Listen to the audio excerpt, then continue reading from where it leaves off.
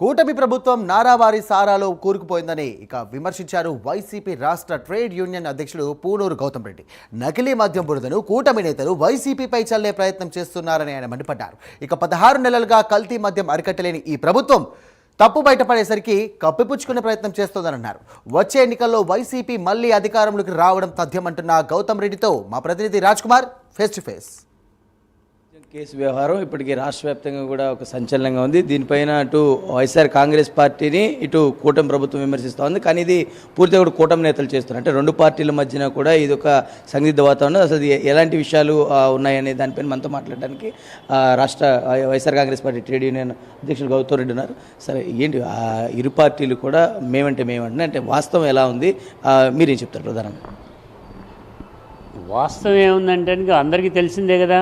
చంద్రబాబు నాయుడు పక్క నుండి ఫోటోలు దిగి ఆయన దగ్గర నుంచి బీఫారాలు తీసుకునేటువంటి పద్ధతులు అన్నీ కూడా చూస్తూ ఉన్నాం. ఏదైతే జనార్దన్ అనేటువంటి ఆయన ఉన్నాడు, ఏవన్గా ఉన్నాడు, జయచంద్రారెడ్డి అనేటువంటి ఆయనతో ఉన్నాడు.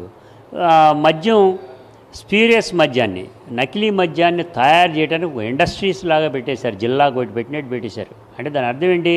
చంద్రబాబు నాయుడు గారి కనుసన్నల్లోనే జరుగుతూ ఉంది. గతంలో దొరికింది అని అంటారు, ఇవన్నీ ఆయన కన్సర్న్లో జరుగుతుంది కాబట్టి వాళ్ళల్లో వాళ్ళకి పడక బయటకు వచ్చింది.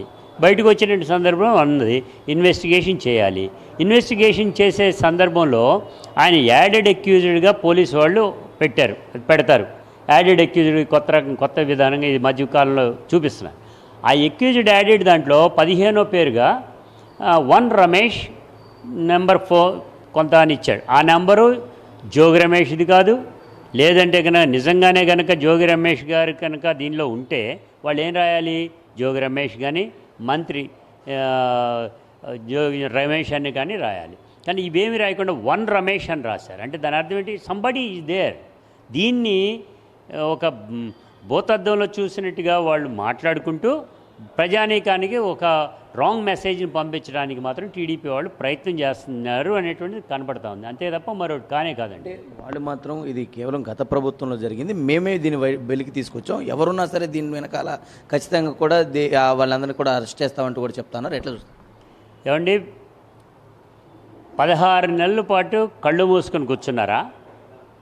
ఒకవేళ నిజంగానే మీరు అంటున్నారే గత ప్రభుత్వం జరిగింది అంటే చంద్రబాబు నాయుడు గారే ఓ ప్లాన్ ప్రకారంగా జగన్మోహన్ రెడ్డి గారిని దెబ్బ కొడటానికి ఈ మద్యం విషయంలో గవర్నమెంట్కి బోల్డ్ అంత సొమ్ము వచ్చేస్తుంది, గవర్నమెంట్ నుంచి అందుతుంది, బయట వాళ్ళకి ఎవరు కూడా అందట్లేదనే ఉద్దేశంతో వాళ్ళే తయారు చేయించాడా? ఈ జనార్దన్ అనేటువంటి వాళ్ళ మనిషే కదా, వాళ్ళతోనే పెట్టించాడా? పెట్టించి గవర్నమెంట్ని బదనాం చేయడానికి ఆ రోజునే ప్లాన్ చేశాడా? ఆ చేసినటువంటి ప్లాన్ను బెడసగొట్టి ఆ రోజు చేయలేక ఇవాళ వీళ్ళ ప్రభుత్వంలోకి వచ్చేప్పటికి ఇండస్ట్రీస్ మోడల్లో అన్ని చోట్ల ఏర్పాటు చేసేసి ఖజానా నింపుకుంటానికి, సొంత ఖజానా నింపుకుంటానికి ప్రయత్నం చేశాడే తప్ప మరొకటి కాదు.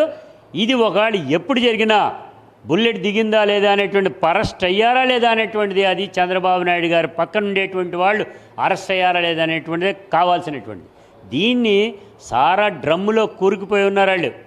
డ్రమ్ములోంచి బయటకు రావడానికి ఆ సారాన్ని ఇతరుల మీద జల్లాలని ప్రయత్నం చేస్తున్నారు. ఎటువంటి పరిస్థితుల్లో అది కుదరదండి. అంటే మేమేమి కూడా చెప్పలేదు, స్వయంగా జనార్దనే ఈ వీడియోని బయటకు తీసుకొచ్చారు. అతనే ఆ వీడియోలో స్పష్టంగా జోగి రమేష్ పేరు చెప్పడం జరిగిందంటారు. ఈ వీడియో గురించి ఏం చెప్తారు? ఏమండి, మేము ఒకటే చెప్తున్నాం, ఫస్ట్ వీడియోకి సెకండ్ వీడియోకి తేడా చూడండి. సెకండ్ వీడియో ఎప్పుడు వస్తుంది? అది జైల్లో ఉన్నప్పుడు వస్తుంది. నిజంగానే వస్తే ఒకేసారి ఇస్తారు, రిలీజ్ చేస్తారు. జైల్లో ఉన్నప్పుడు ఎలా వస్తుంది? ఎక్కడి నుంచి వచ్చింది? ఎందుకు వచ్చింది? అందుకని మేము డిమాండ్ చేస్తాను, సిబిఐ ఎంక్వైరీ చేయండి, ఆటోమేటిక్ తెలుస్తుంది అనేటువంటి కూడా చెప్తున్నాం. దీనికి కాకుండా సిట్టనో ఇంకోటో పెట్టి చేయటం సరైనది కాదు.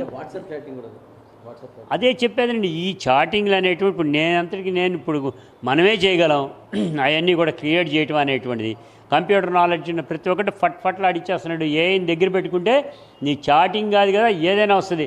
నేను ఇప్పుడు మాట్లాడినట్టే మాట్లాడుతూ ఉంటుంది, లేదంటే ఇంకోటితో మాట్లాడినట్టుగా కూడా వచ్చేస్తుంది.